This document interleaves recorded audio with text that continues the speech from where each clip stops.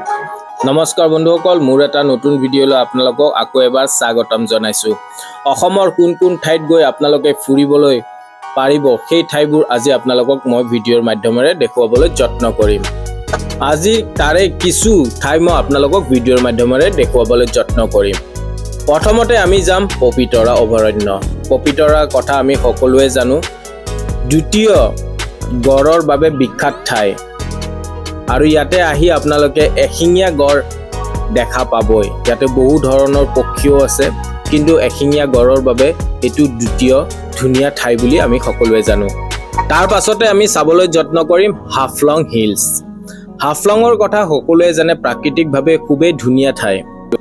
হাফলং অসম ৰাজ্যৰ খুবেই ধুনীয়া আৰু পৰ্যটকৰ বাবে আকৰ্ষণীয় কেন্দ্ৰস্বৰূপ আজিও হৈ আছে হাফলং হিলছ।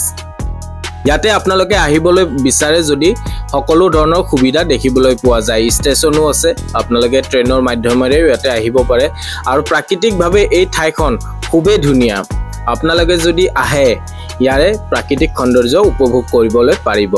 ইয়াৰ পাছতে আমি যাম শিৱসাগৰলৈ। শিৱসাগৰ ঐতিহাসিক কেন্দ্ৰস্বৰূপ অসমৰ আজিও হৈ আছে। ইয়াতে পুৰণি ৰজা মহাৰাজাৰ আজিও অট্টালিকা বা সেই বস্তুবোৰ দেখিবলৈ পোৱা যায়, যেনেকৈ ৰংঘৰ, কাৰেংঘৰ, তলাতল ঘৰ। আজিও তাৰ বাবে এই শিৱসাগৰ বিখ্যাত বুলি জানো। ইয়াতে মন্দিৰৰ ফালৰ পৰা যদি আমি চাব যাওঁ, শিৱদৌল, জয়দৌলৰ বাবেও বিখ্যাত হৈ আছে। ইয়াৰ পাছতে আমি যাম মাজুলীলৈ।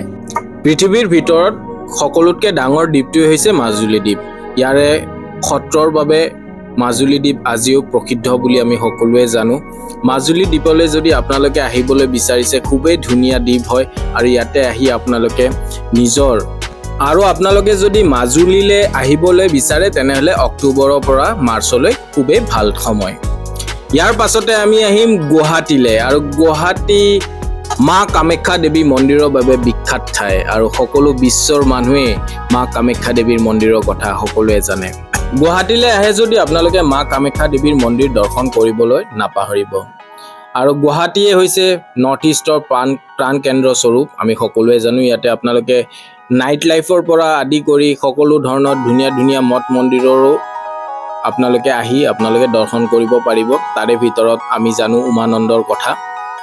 ইয়াৰে পাছতে আমি যাম অসমৰ বিখ্যাত কাজিৰঙা নেশ্যনেল পাৰ্ক। আমি সকলোৱে জানো কাজিৰঙা কিহৰ বাবে বিখ্যাত, গোটেই বিশ্বই জানে যে কাজিৰঙা কিহৰ কাৰণে বিখ্যাত।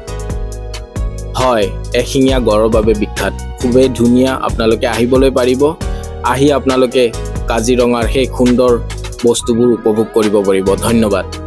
লগ পাম এটা নতুন ভিডিঅ'ত।